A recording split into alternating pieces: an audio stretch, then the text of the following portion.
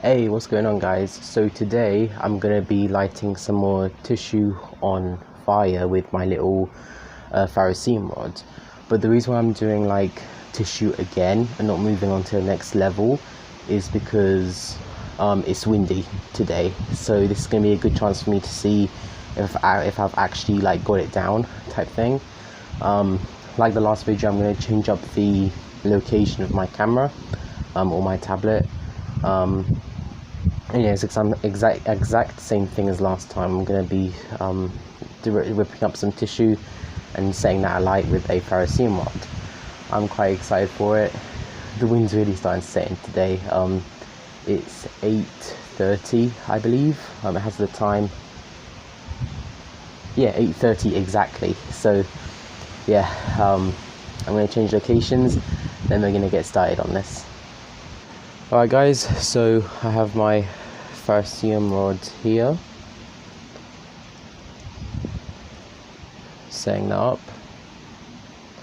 Here we go. It's already all nice and what do you call it, like it's already like last video. I used this in the last video, you guys should know. Right, so I got, hang on, where is it? Here we go. I got a bunch of tissue to burn.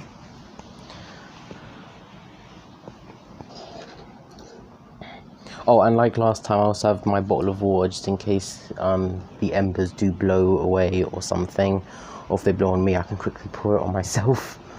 I did add a little bit of plaster to my finger, and the reason why is because the ferrocerium is quite short. My finger kept hitting against the brick, which in a survival situation I'd be completely fine, or if I was doing this on dirt type thing. But when it's just at home practicing, you know, I want to be as comfortable as possible. So that should be pretty okay. Roll that up like I usually do.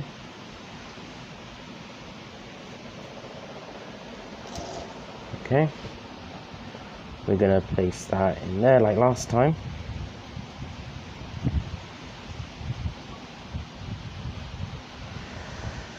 Okay, so if you've never seen a ferrocerium rod, it is a rod made of a metal called ferrocerium, and when you get something sharp like a striker, or you could use the edge of your knife, it creates sparks.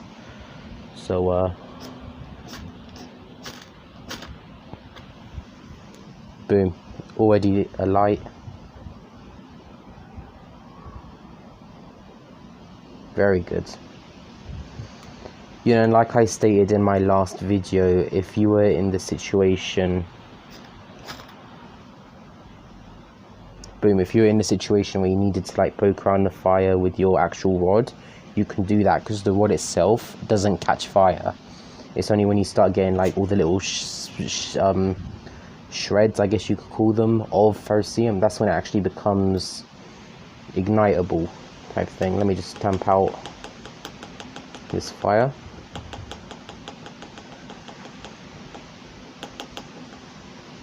Boom.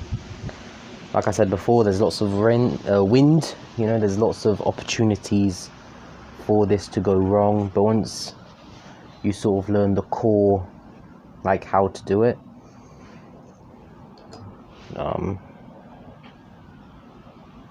it becomes much easier. So what I'm going to do is I'm actually going to keep a piece of tissue to keep all the ash in, sort of like my own little rubbish thing. Right, so get another piece, start folding it up. I have ordered a CBC military style outdoor stove that you put your own little like fuel blocks or fuel tabs into, so that's going to be very fun to play around with for the like review of it. I'm going to be cooking some, I believe some soup maybe. I fancy some soup. Yep, so the plaster helps, by the way, in case you guys are wondering. I get that in there.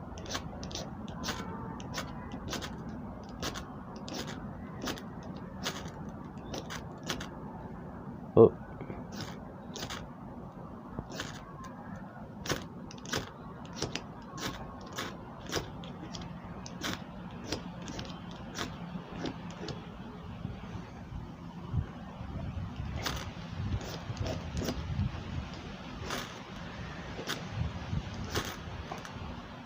There's like one spot where the embers are starting, but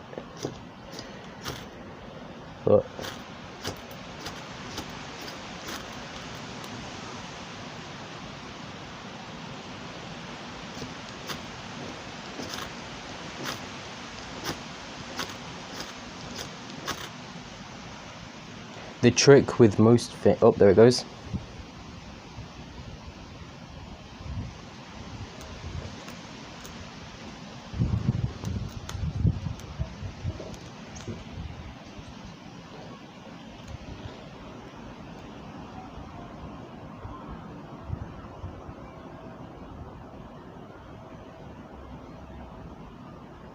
Very nice.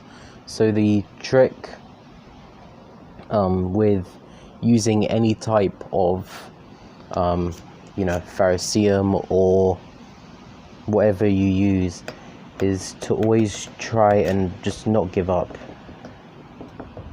You know, like even if it doesn't want to light at first, just don't give up, keep trying, and you will get it. I'm just unigniting or embering, I don't know what you want to call it. It's certainly tougher in the what do you call it, in the wind. Like I'm sure you guys can hear the wind, you know. It's certainly tougher, but it's still very doable. Alright, so I've got 2 more pieces I'm going to be doing. With camping in general, I prefer, like when I think of camping, I always think of like bringing your own ferro rod, bringing like a knife, some rope, and then just like surviving for the night, you know. Or some people do multiple nights, but I do certainly see it as something where you're more surviving instead of living. You know, like a lot of people will bring their like a tent and like a gas stove. Not me. When I imagine it, I imagine like you're standing over like a little tinder bundle and you're striking it with your ferro rod and getting your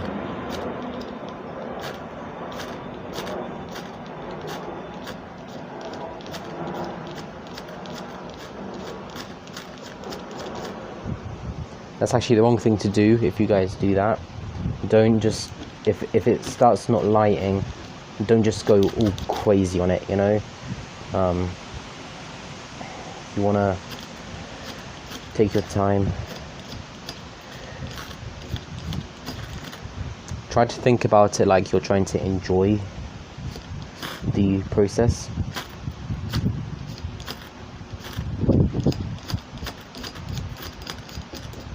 You know, don't do that. That's what I'm trying to tell you guys. I'm just sort of,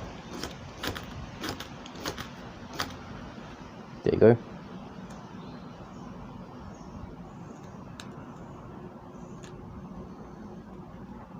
And all the extra bits of flint is burning away there.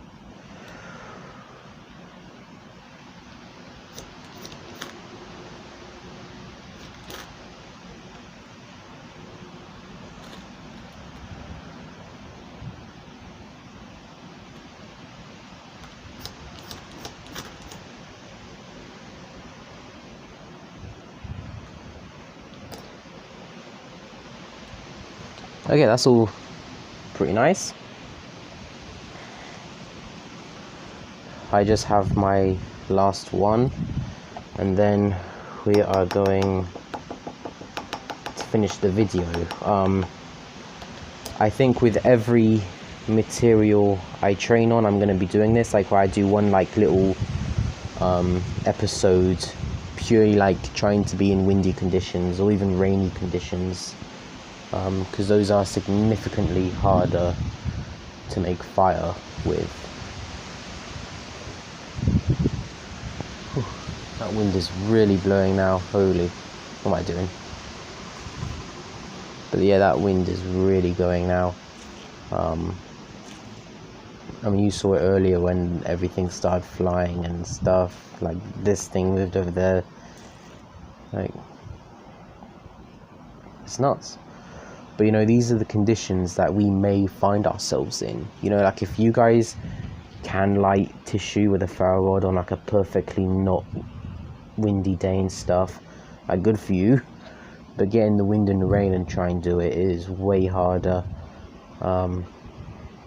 What's nice is I'm also exposing more of that ferrocerium.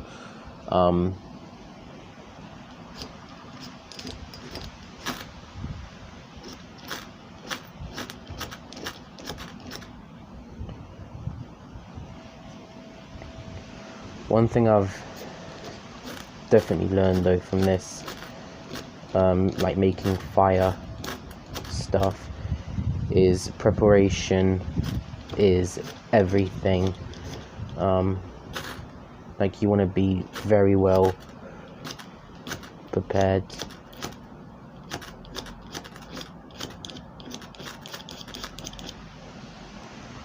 Alright, let me get a couple more of these pieces of tissue.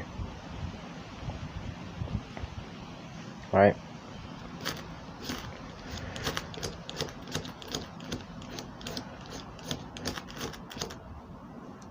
Now obviously, because it is my last one, it has to take the longest to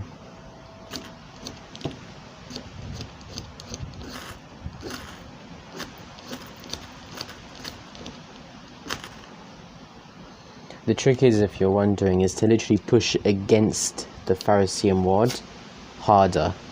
That's how you get the biggest sparks.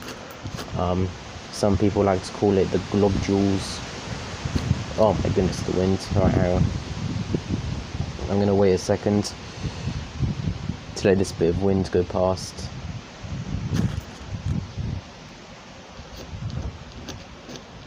It wants to go. Oh, there we go.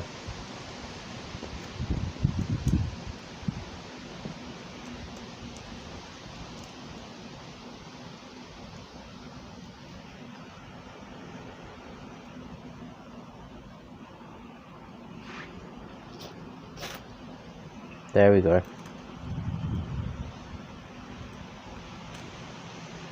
Hell yeah.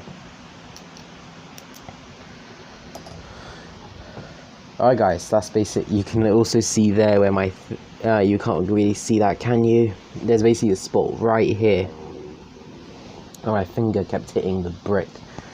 Oh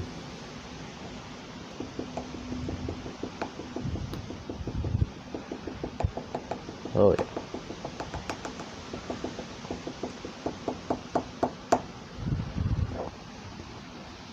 And also the end of my ferro rod got all dirty like last time.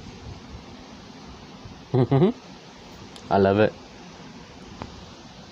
That smells burnt. That smells like ash. Alright. So now